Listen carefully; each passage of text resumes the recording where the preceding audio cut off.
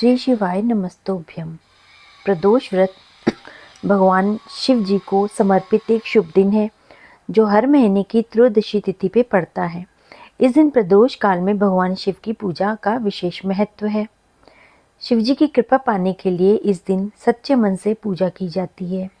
कहा जाता है कि जो साधक इस दिन सच्चे मन से पूजा पाठ करता है और व्रत को रखता है, उसके जीवन के सभी कष्ट दूर हो जाते हैं और उसको सुख और समृद्धि प्राप्त होती है।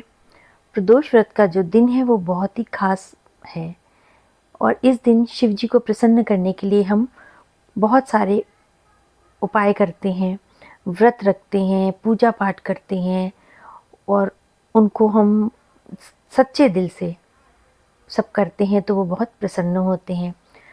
प्रदोष व्रत भगवान शिव को समर्पित एक शुभ व्रत है और इसको करने से हमें सुख और समृद्धि प्राप्त होती है। इस दिन प्रदोष काल में पूजा का विशेष महत्व है। माना जाता है कि जो साधक सच्चे भाव से पूजा पाठ करता है उनके ऊपर भगवान शिव की कृपा सदैव बनी रहती है।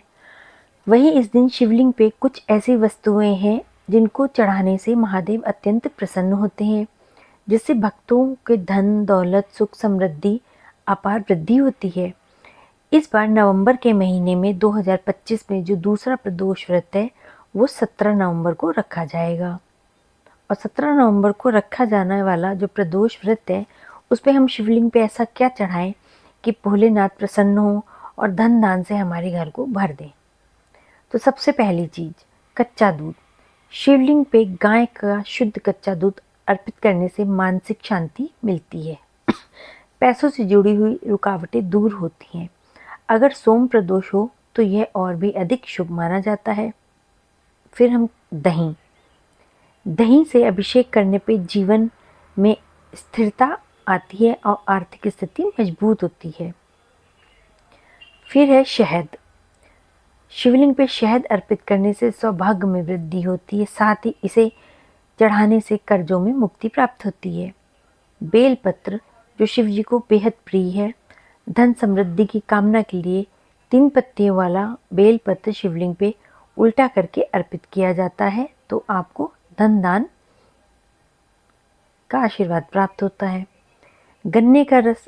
प्रदोष व्रत के दिन शिवलिंग पे गन्ने का रस, शुद्ध गन्ने का रस चढ़ाने से घर में लक्ष्मी माता का आगमन होता है और साथ ही सुख समृद्धि बनी रहती है।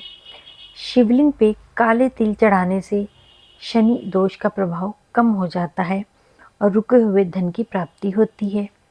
अक्षत।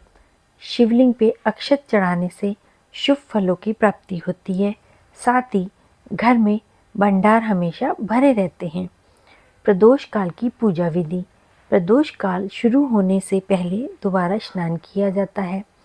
शिवलिंग पे गंगा जल छिड़का जाता है, फिर दूध, दही, शहद, गन्ने के रस से बारी बारी अभिषेक किया जाता है।